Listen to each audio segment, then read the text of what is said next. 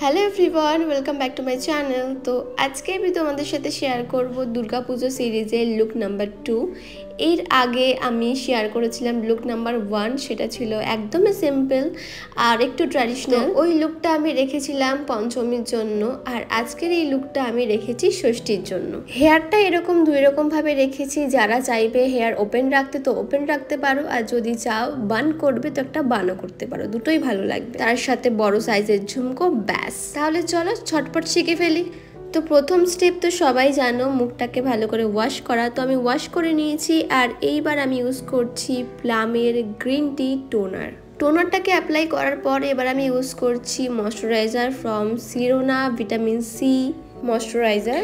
পরিমাণ মতো নিয়ে ভালো করে স্কিনে অ্যাপ্লাই করে নিতে হবে। এরপর আমি ডাইরেক্ট চলে যাব বেসে।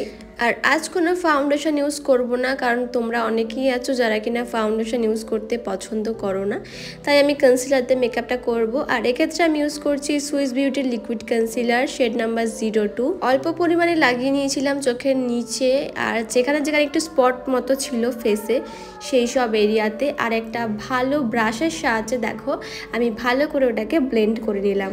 বাই দ্য ওয়ে, ব্রাশটা ছিল BH কসমেটিক্সের ফাউন্ডেশন ব্লেন্ডিং ব্রাশ। এবার নিয়ে নিয়েছি একটা lipstick from Swiss beauty hold me mat liquid lipstick. তো এটাকে আমি ইউজ করছি অ্যাজ এ ব্লাশ হিসেবে।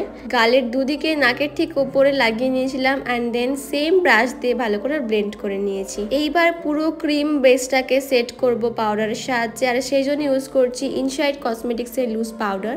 আর একটা মিডিয়াম সাইজের ব্রাশ নিয়ে নিয়েছি, আর দেখো ভালো করে আমি স্কিনটাকে ম্যাট করে নিচ্ছি। যেহেতু কম প্রোডাক্ট দিয়ে বেস করা, সেই জন্য ব্রাশের ইউজ করা। যদি বেশি প্রোডাক্ট দিয়ে বেস করতাম তাহলে অবশ্যই আমি যে কোনো পাউডার পাফ ইউজ করতাম।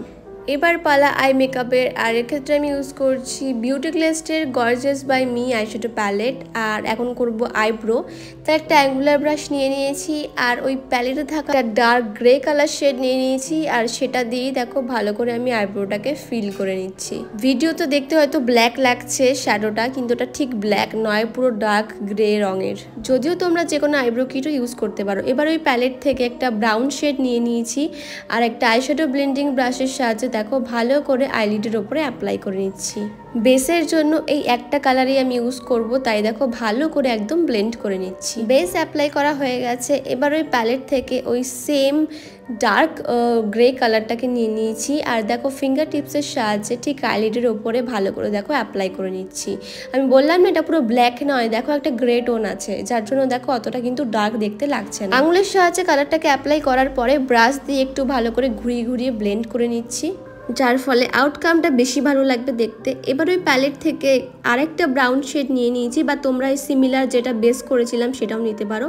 আর একটা বিগ সাইজের অ্যাঙ্গুলার ব্রাশ নিয়েছি, আর দেখো ভালো করে লোয়ার ল্যাশের নিচে অ্যাপ্লাই করে নিলাম। কোনো কাজল আজ করবো না, ডাইরেক্ট চলে যাচ্ছি মাস্কারাতে। আর এক্ষেত্রে আমি ইউজ করছি সুইস বিউটির মাস্কারা। আর দেখো কত সুন্দরভাবে আমি কোট করে নিচ্ছি ল্যাশগুলোকে। তো দেখতেই পারছো চোখ দুটোর তফাৎ কতটা সুন্দর লাগছে মাস্কারা লাগানোর পরে। তো আমি দু চোখেই ভালো করে কোট করে নিয়েছি। এবার লাগিয়ে নিচ্ছি আইল্যাশ। আর আইল্যাশের জন্য আমি ইউজ করছি রয়্যাল হ্যাভেন, যেটা আমি প্রত্যেকবার ইউজ করে থাকি।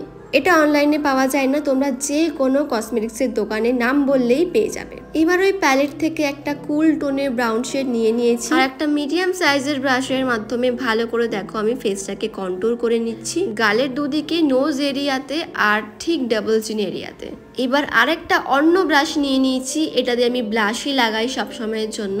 তো যাই হোক, এবার হচ্ছে সব থেকে ফেভারিট পার্ট, মানে ব্লাশ লাগানো। তো এই ক্ষেত্রে আমি ইউজ করছি দ্য ব্লাশার ব্র্যান্ডের ব্লাশ প্যালেট। আর দেখো ভালো করে ঠিক চিকবোন এরিয়াতে, নাকের ঠিক ওপরটায়, আর ঠিক ঠোঁটের নিচে একটুখানি ব্লাশ অ্যাপ্লাই করে নিয়েছি। এবার ওই সেম প্যালেট থেকে একটা রোজ পিঙ্ক কালারের আইশ্যাডো নিয়ে নিয়েছি, তো সেটাকেই আজকে আমি ইউজ করবো অ্যাজ এ হাইলাইটার। তো বুঝলে তো একটা আইশ্যাডো প্যালেট দিয়ে কত রকমের কাজ করা যায়। আমি তো ভেবেছিলাম ব্লাশটাও আমি এই প্যালেট দিয়েই লাগাবো, কিন্তু ভালো কালার ছিল না ব্লাশের জন্য, সেই জন্য অন্য একটা ব্লাশ প্যালেট ইউজ করলাম। তো দেখতেই পাচ্ছ কতটা সুন্দরভাবে ফেসটা কিন্তু হাইলাইট হচ্ছে, কেউ বলবেই না আমি আইশ্যাডো দিয়ে হাইলাইট করেছি। তো যাই হোক, আমি দেখো চোখের ইনার কর্নারটাতে একটুখানি ফিঙ্গার টিপসের সাহায্যে একটু হাইলাইটার লাগিয়ে নিয়েছি, আর ঠিক আইব্রো নিচটাই মানে ঠিক উঁচু অংশটা একটু হাইলাইট করে নিয়েছি, তাতে কি ফেসটা আরও বেশি গ্লোই লাগবে। এইবার আমি নিয়ে নিয়েছি আমার পছন্দ মতো লিপস্টিক, আর লিপস্টিকটা আমি একদম লাইট ওয়েট রাখতে চাইছিলাম, ওই জন্য দেখো আমি হাত দিয়ে ইউজ করছিলাম। তো লাস্টে যখন দেখলাম বেশি প্রোডাক্ট নেই অ্যাপ্লিকেটারে, তখন হালকা করে জাস্ট একটু অ্যাপ্লিকেটারটাকে ঘুরিয়ে নিলাম। আর হ্যাঁ, সবার এন্ডে গিয়ে একটু লিপ গ্লস লাগিয়েছিলাম, তো সেটার ভিডিও আর কি রেকর্ড করা হয়নি।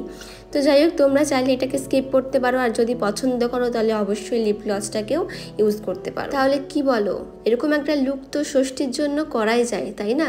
যদিও আমার এই লুকটা তোলা থাকলো ষষ্ঠীর জন্য, আর তোমরা যে কোনো দিনের জন্য এই লুকটাকে কিন্তু পিক করতে পারো। আর কি বলো সুন্দরীরা, একদম ইজিভাবে স্মোকি আই শিখিয়ে দিলাম তো অবশ্যই ট্রাই করতে ভুলো না, আর আমাকে কেমন লাগছে কমেন্টে জানিয়ে যেও। আজকের মতো টাটা।